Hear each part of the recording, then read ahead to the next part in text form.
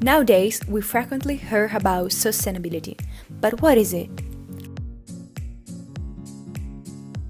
Sustainability is the quality of causing little or no damage to the environment, and therefore able to continue for a long time. But is our world a really sustainable world? A project is now underway for a sustainable transformation of our planet. This project is called Agenda 2030. In this project, there are 17 sustainable goals to be achieved by the said day. Some of these goals are linked to the problem of pollution, a thing very close to us, more than we can think. And so, what is pollution?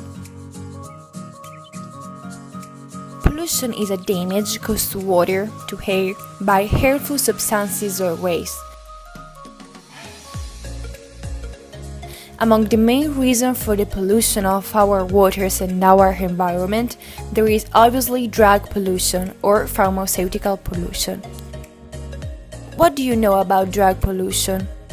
Today, despite the known progress made by medical science for human and animal health, little is known about the environmental impact of medicines.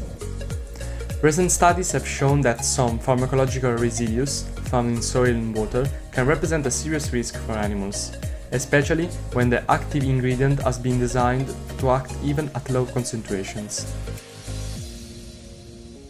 The molecules spread in the environment can affect their ability to reproduce, alter their behavior, and compromise their survival, or produce a direct toxic effect.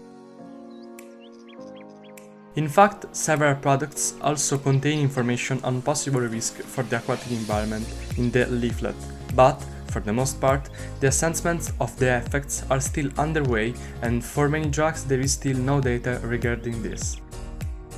Among all medicines, we have chosen to focus on hockey.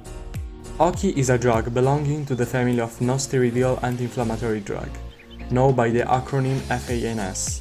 It is indicated in the treatment of inflammatory states associated with pain, such as arthrosis and rheumatism. There are several ways to administer the drug: pills, drops, or oral solution in sachet. The active principle of hockey is the ketoprofen.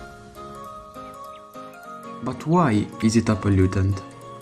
Ketoprofen is a huge polluting principle active, due to its hazardous and complex synthesis process. It requires the usage of chemical elements which may be corrosive to the skin and also highly toxic to aquatic life, such as bromine, methyl iodide, or diethyl carbonate. Yet the most polluting and dangerous compound is sodium cyanide, which has been classified with 5 hazardous pictograms. It can cause skin, eye, and lung irritation. It is fatal if swallowed, cause damage to organs, and it is toxic to aquatic life with long-lasting effects. So, is there a way we can avoid using such polluting and hazardous elements? Obviously, it isn't easy for science to overcome these problems, both from a chemical and economical aspect. What we can do is try to follow some of the 12 principles of green chemistry.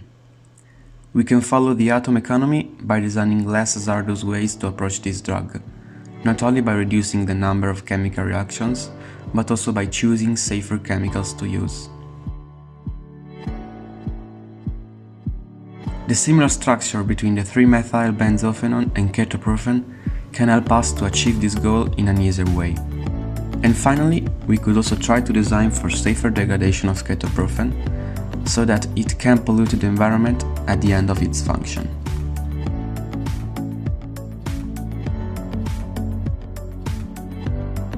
How can we make hockey more sustainable? First of all, we can try to make the packaging more environmentally friendly. A way to make this is to use recyclable materials, consequently eco-sustainable, including the leaflet. Through the use of recycled materials, the environmental impact is reduced because it releases less carbon dioxide into the atmosphere. Furthermore, the packs are no longer conceived as disposable, but are made so that they can be reused many times.